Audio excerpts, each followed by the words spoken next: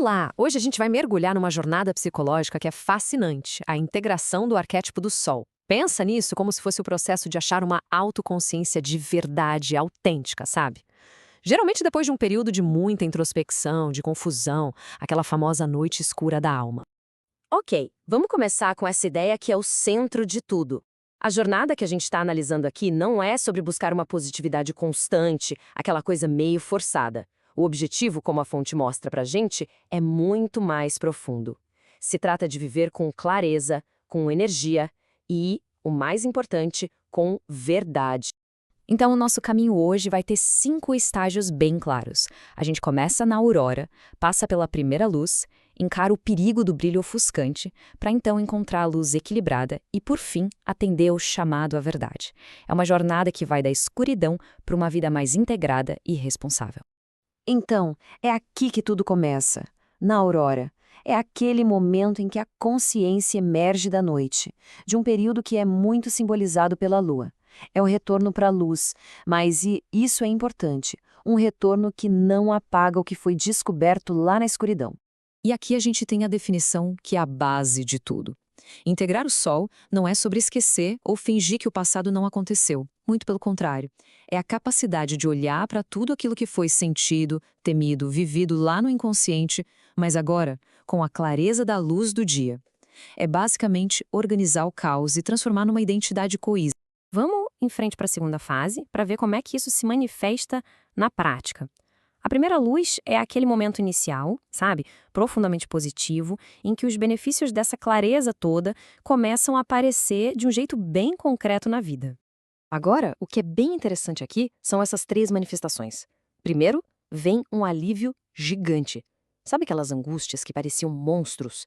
Elas perdem a força quando são finalmente entendidas. Depois, a compreensão transforma aquela confusão toda em clareza, e como resultado, a vitalidade volta. Surge um desejo simples, espontâneo de viver, de sentir prazer nas pequenas coisas de novo.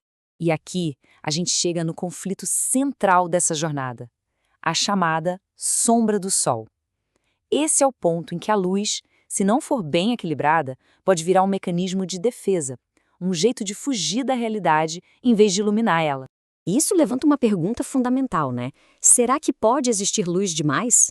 A resposta, psicologicamente falando, é um sonoro sim. E é exatamente aqui que o processo pode se tornar perigoso.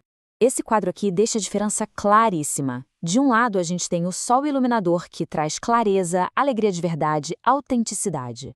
Do outro, o sol ofuscante, que é a sombra dele. E ele causa cegueira, negação da dor e um falso sentimento de superioridade. A luz deixa de iluminar e passa a ofuscar, a cegar. E como é que se identifica essa sombra? Olha, os sinais são sutis. Um otimismo que soa forçado, sabe? Uma vaidade espiritual que se disfarça de iluminação. A negação de que a vida é complexa, cheia de altos e baixos. A pessoa acaba usando a luz como uma máscara para não lidar com a própria fragilidade, o que resulta numa espécie de infantilização emocional.